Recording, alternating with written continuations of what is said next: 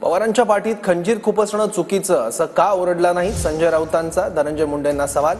बीडमधील सरपंचाची हत्या कोणी केली असाही राऊतांचा सवाल। अगदी पहाटेच्या शपथविधीच्या बाबतीत त्याला पहाट म्हणत नाहीत असं दादा नेहमी म्हणतात।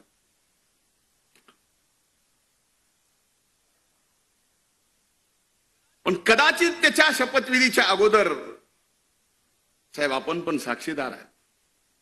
त्यावेळेस मी म्हणलं होतं दादांना, तटकरे साहेब आपण साक्षीदार असाल तर हो म्हणा, शपथ घेऊ नका। का म्हणलो होतो? काही गोष्टी कळाल्या होत्या त्या नम्रपणे दादांच्या पायी माझं डोकं ठेवून जे तटकरे साहेबांनी बघितलं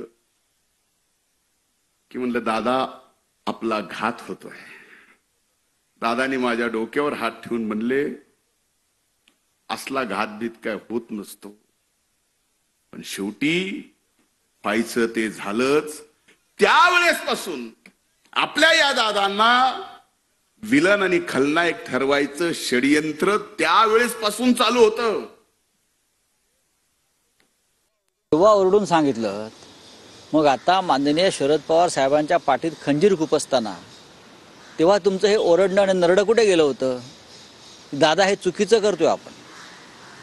पवार साहेबांना अशा प्रकारे या वयात त्रास देणं, छळणं, यातना देणं, त्यांनीच निर्माण केलेला पक्ष आणि आपण सगळे अशा प्रकारे बेईमानी करणं हे योग्य नाही। पहाटेच्या शपथविधी संदर्भात तुम्ही ओरडत होतात, मग आता तुमचं ओरडणं कुठे गेलं? बघा काय बकवास आहे सगळं। धनंजय मुंडे यांच्यावरती विश्वास ठेवत नाही। त्यांना जर एवढी रहस्य माहिती आहे तर त्यांनी सांगावं संतोष देशमुखचा खून नक्की कोणी आणि कशासाठी केला। त्यांना एवढी रहस्य माहिती आहेत ना, मग बीडमधला संतोष देशमुख सरपंचाचा खून कोणी का कशासाठी केला हे त्यांनी सांगावं।